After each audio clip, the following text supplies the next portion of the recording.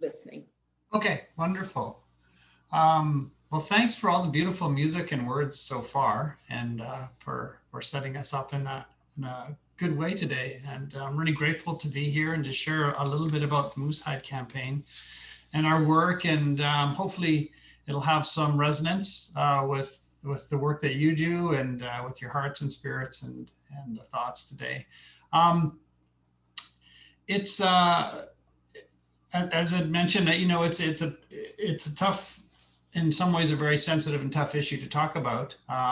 This issue of domestic violence and violence against women and children, and I'll just give a little bit of background of where we come from and the work we do, and see if that sets us up for a little conversation later. But the overall, it started about 10 years ago. I was actually working in government at the time and put on a conference for all the organizations that across Canada that were working on violence, who were working in the space of violence against Indigenous women and children at the time. We had a big conference here in Vancouver. There's about 450 people at the conference, and there's only about 5 men at the conference.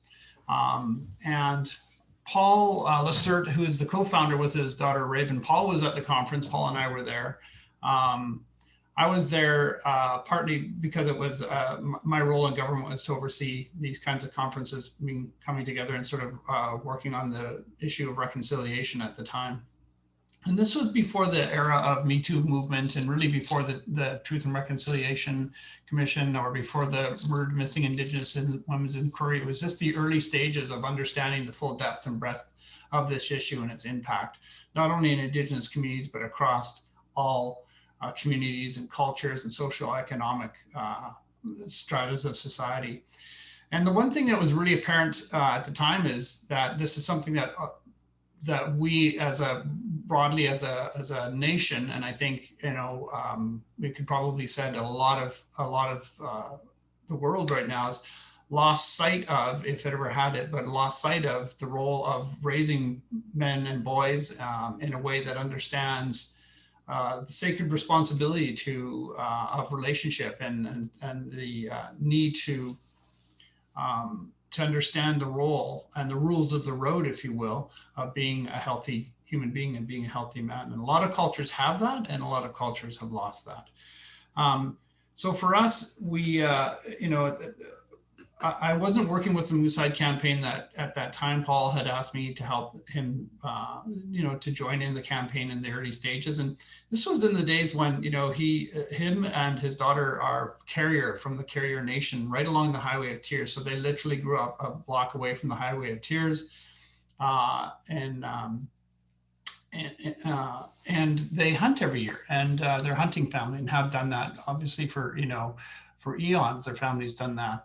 And when they were hunting, they got the idea to take the hide of the moose that they had harvested for their family for that year, for the meat for the family for that year, and tan it and cut it up into little squares and hand out the squares to men and boys and say, hey, look, if you wear this, you promise to, love, protect, respect, and care for the women and children in your lives and never do harm, and to work with other men to bring that awareness. It is not something that is obvious to a lot of men, a lot of people in our culture, in our society, that harming women and children is not okay. That is not an obvious thing. And so they actually they actually hand wrote out the first 20,000 cards and cut up the first 20,000 squares and handed out the pins, and thus began a little bit of a movement. And every year we had little gatherings.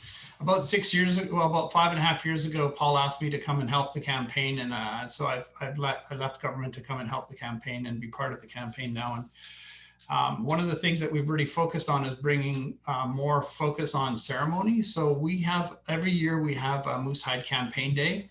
It's usually in February, and we challenge men and boys to fast with us for the day, sunrise to sunset, as a way of deepening their personal experience and commitment. It's an inside job. As you can know, this journey is an inside job. It's a journey of, and for us, it's a little bit of a challenge to men and boys to fast with us for the day. We invite all people to join us from all cultures, all genders, all backgrounds to be part of the campaign. Anybody can fast with us. In the early days, it was a specific focus on engaging Indigenous men and boys in protecting Indigenous women and children, like making it an explicit understanding that that is part of their role in life. And not to, just to say that treating women with respect and ourselves with respect and women with respect is something that is not, is a non-negotiable about how life should be. So that was the early days of that. And then we've now grown to, the campaign, we've understand it now as what we call an Indigenous innovation or an Indigenous medicine for the benefit of all Canadians. So our sort of take on reconciliation is that it's not about trying to bring Indigenous people up to a level of wellness like the rest of Canada, or either social or economic or wellness. This is about acknowledging that Indigenous people have inherent gifts and assets, and that Canada as a nation has a social illness that is deep, it's dark, and it's pervasive. And we're bringing forward a medicine in the form of a moose hide pin. And we're offering that medicine for everybody. So the pins are free. You can go online at our website and order them for free. We ask that you wear and share it anywhere. We're, in the little video there, we're at 350 communities. We're at that time, we're now in well over 2,000. We're in schools all across Canada, K-12 schools, pretty much every post-secondary school in Canada has had some kind of contact with the Moose Hide campaign. We work closely with governments. We're trying to get it out to every Canadian that this is something that we're hoping every Canadian will participate in. The fasting part of this and the ceremonial part of this is, we brought it in as a way to suggest that this kind of work is not just a good idea, that it's actually a personal set of values and commitments that have to be lived and understood.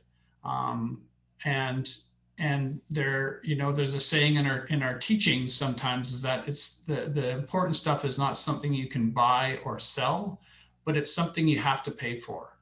And so what we pay for it through a personal sacrifice and through taking time out of our comforts, getting ourselves out of our comfort zone and figuring out in that uncomfortable place, what do we really care about? What do we really stand for?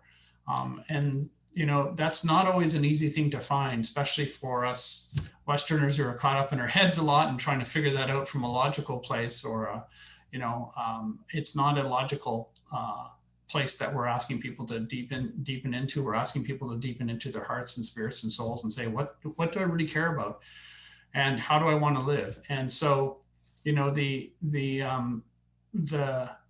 effort that we're trying to do is we're, as noted, we're trying to move towards handing out 10 million moose hide pins. That's our next goal, and having 1 million Canadians fasting with us together in ceremony for one day, sunrise to sunset. It's not a big traditional fast in the sense of a 4-day vision quest or anything like that. It's just some people think of it as just a hunger strike, and some people think of it as however you want to think of it. And of course, in times of real challenge, in times of deep transition, most cultures and most cultures and traditions and philosophies will have some kind of use of fasting. As Gandhi, or however you look at it, fasting has actually been at the center of a lot of major social and spiritual change. And as you know, social change doesn't come just because somebody wrote a really good policy paper somewhere.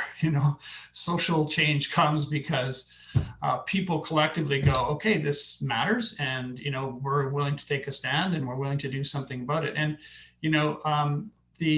the challenge in front of us is that there is, on one level, it's kind of obvious. We have laws. We kind of know we're not supposed to, as a society, harming people physical. And we sort of focus on physical harm. Like, I mean, there are many other kinds, and people know about microaggressions and sort of that piece.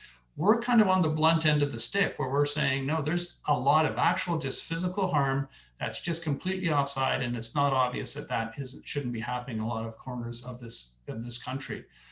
And so that's what we focus on, and we think that has to happen by basically tipping the scales so that everybody sort of is going, okay.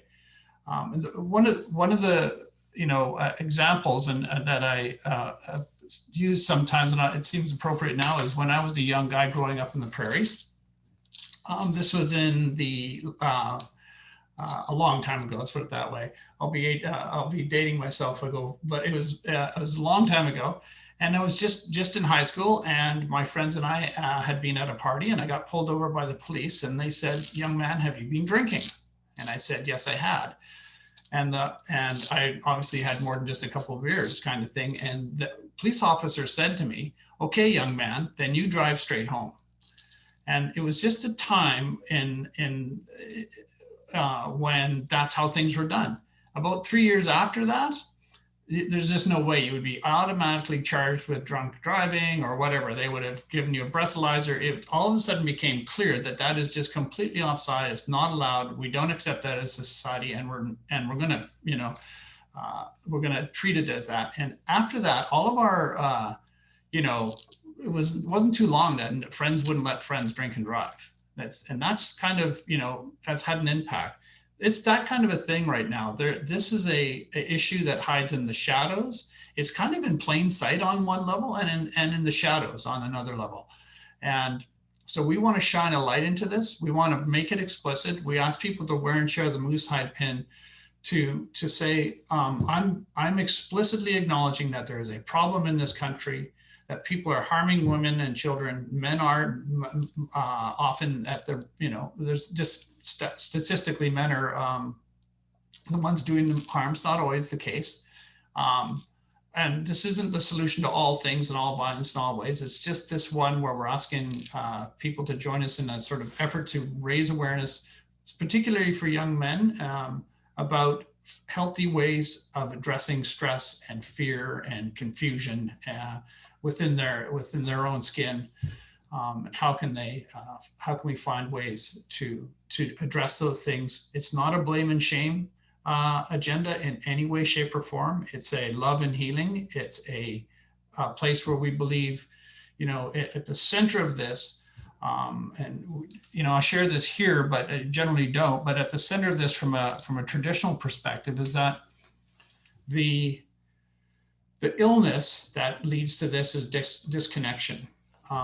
And disconnecting from our hearts, disconnecting from spirit, disconnecting from people. And it's a unhealthy bid for connection is how it could be prescribed. It's a sense of disconnected from personal power, disconnection from love and caring. And so, our ceremonies were often designed specifically to make explicit the need for connection. Connecting to whatever, maybe a higher power, connecting to yourself, connecting to your loved ones. Marriages were about deepening connection. We would look at ceremonies kind of like holding ceremonies, kind of like putting a cast on a leg.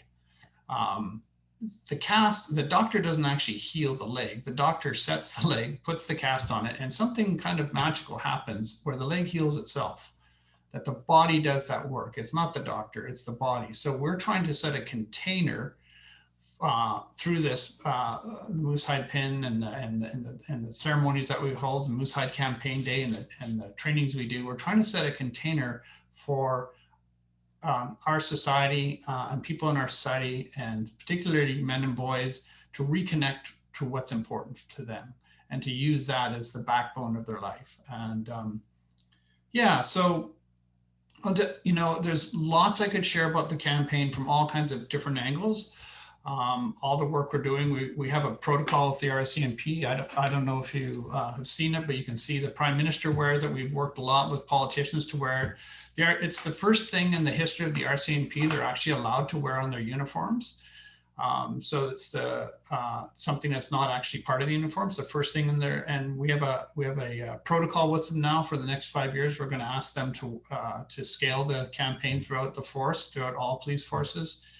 Army and Navy are going to wear it on their civilian clothes, not necessarily on their uniforms. We'll see how that, especially overseas.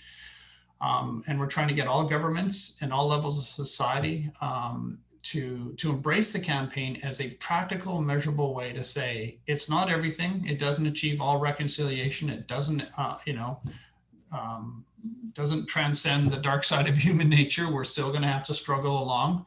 But let's just make it explicit that we as a society, that this one thing, harming women and children and men, but violence in particular, women and children is offside, and we want to move ourselves collectively, not just happenstancely, but consciously along a journey collectively of just doing a little better, of bringing a little bit more love and connection into this society and into the space between us, and make a little bit more connection generally as a society. So yeah, so that's maybe, that's sort of one way to sort of approach the campaign.